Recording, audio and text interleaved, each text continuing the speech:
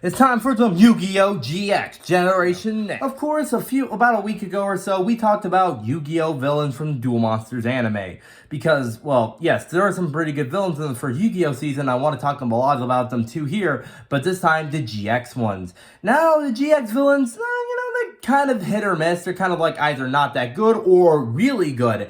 It's kind of a little bit back and forth sometimes. So now, we're going to go over every Yu-Gi-Oh! Duel Monsters villain ranked from worst to best in the condescending list. And whatever your opinions are, they're totally fine. Let's get on to the video, First off, we have Kagimaru and the Shadow Riders. I don't care about the Shadow Riders. I mean, most of the time, the Shadow Riders are only around for like a few episodes and are not really that threatening or hard to beat, except for Zane and Crowler, which somehow lost. I mean, I expected from Crowler, but Zane, not really. And then the main guy only shows his face near like the last two episodes of the entire part of the Shadow Riders, and then loses. So what's the point of these guys? The guy who took Aster's dad from him. I mean, he's not really a villain, but Aster has some beef with him, so I guess he counts. I mean, at least he's has a more interesting purpose to be evil than the Shadow Riders, and a purpose that I care about, because, yeah, it's fine. Adrian, he's still a more interesting villain premise than, like, everyone else. He wants to create a world that's fear of evil and just good for everyone, but he gets a little bit too greedy and causing his own downfall. There's no real reason, for the most part, for him to be a villain until, well, we need someone to be another bad guy in the show. Nice.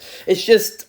yeah, it's like, what's the point, really, of him being a villain? That's his only problem. Then you got this guy from Season 4. He has a more interesting premise. I mean, he does show up a lot more multiple times and with a more powerful deck as he fights Jaden as Season 4 goes on, so there's that. So we have Night Shroud, as in not Atticus possessed, but Night Shroud. Definitely interesting to see the face of Night Shroud who possessed Alexis's brother, which is pretty interesting to see.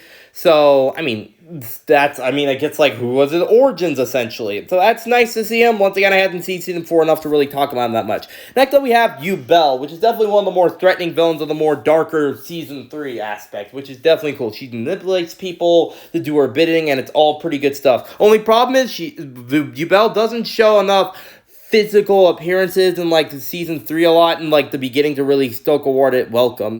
Coming up in first, we have Sartorius. He just creates a cult in a school, and everyone is apparently just cool with that, and brainwashing people to believe in the Society of Light. He himself is also brainwashed, so it's, like, very interesting to see him do this when it's not actually him doing this, and it's a very interesting concept. I like that he tries to get around Jaden's friends to try to get to Jaden that way, and it's a very interesting process of just him trying to also take over the world. It's good stuff. How's every Yu-Gi-Oh! GX villain ranked? Essentially, it's like in the beginning of the show, they're not as good, and then slowly they start to get better. It's more mixed, but they definitely do have their good hands at good villains, which I do like that they're trying to, make them a little bit different than, like, Duel Monsters villains, which just them trying to mostly just take over the world or stuff like that. It's very good stuff. I'll see y'all next time for Yu-Gi-Oh! Diantha, Pokemon, and video games. I'll see you next time. See ya!